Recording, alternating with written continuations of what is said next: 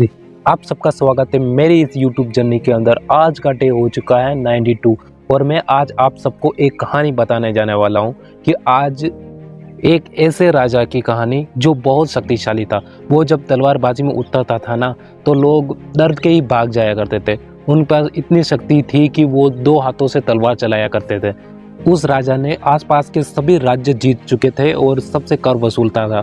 वो इतना ताकतवर था कि 2 हाथ से तलवार चलाया करता था और उनके आसपास कोई भी सेना टिक नहीं पाती थी। राजा हमेशा एक बात से दुखी रहता था कि उसका बेटा जो जिम्मेदारी से कोई लगाव नहीं था और युद्ध से कोई लेना देना नहीं था उसको। जो राजा का बेटा था वो पूरा दिन मदिरा पान करता था, ऐशो आराम की जिंदगी जीता था और नाच गाना देखता था और कुछ लेना देना नहीं था उससे। तो इस बात को लेकर राजा हमेशा चिंतित रहता था। उसको लगता था मेरे बाद में राज्य का क्या होगा और कैसे वो संभालेगा इस राज्य को। एक दिन क्या हुआ कि राजा ने सभी गुरुओं को बुलाया था और गुरुओं को बुलाने के बाद राजा ने एक बात बोली कि जो भी इसको युद्ध कला सिखा देगा तो उससे मैं धनराशि दूंगा, जितनी मुंह मांगेगा उतनी धनराशि दे दूंगा मैं। जब गुरु लोग उसे युद्ध कला सिखाते थे तो वो रोने धोने लग जाता था और शिकायत करने लग जाता राजा को, ये अच्छा नहीं सिखाते ऐसा। वो जो सभी गुरु जो थे जो हार मान के चले गए थे। राजा चिंतित बैठा था। एक मंत्री ने उससे कहा कि हमारे यहाँ एक प्रसिद्ध गुरु आए हैं भीष्म, वो इतने निपुण है कि किसी को भी युद्ध कला सिखा सकते हैं, इतने खतरनाक। राजा ने भीष्म को बुलाया और भीष्म ने 2 शर्तें रखी कि पहली शर्त ये रखी कि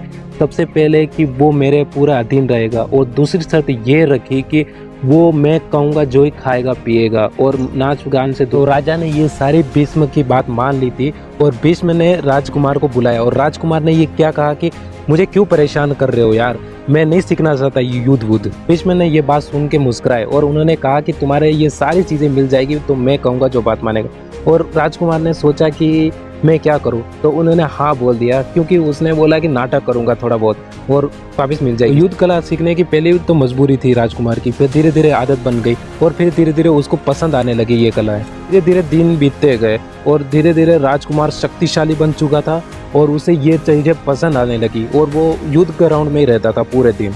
राजकुमार धीरे धीरे इतना निपुण हो गया था युद्ध कला में कि वो राजा के बराबर पहुंच गया था। क्या होता है कि राजा युद्ध ग्राउंड में पहुंच गए थे तो राजकुमार ऐसी तलवार चलाई कि राजा हैरान हो गई कि उन्होंने लगा कि ये मेरा पुत्र है, ऐसा हैरान हो गए थे। तो राजा की आंखें भर आई। मैं ऐसे निकम्मा समझ रहा था, ये तो बहुत अच्छा निकला।